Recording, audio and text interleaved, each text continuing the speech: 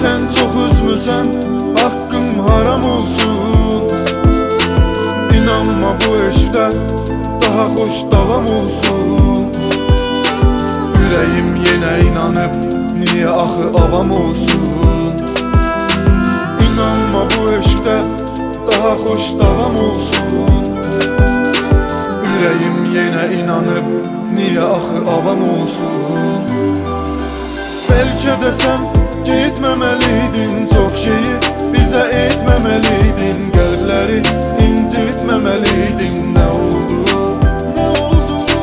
Ağrılar mənə gələrək sıxdı, yoxluğun daha axırıma çıxdı. Həsrətin mənə lal kimi baxdı. Ne oldu?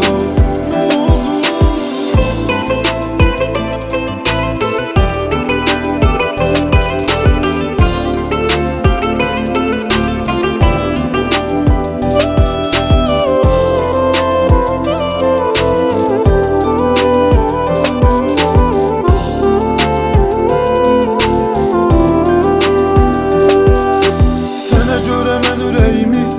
O kadar dağladım. Ölen eşkin yasını yüreğde sakladım. O kitabı sen gittin, ben onda bağladım. Esil eşk necə olur, çoxuna sor ağladım. O kitabı sen gittin, ben onda bağladım. Esil eşk necə olur, çoxuna sor ağladım.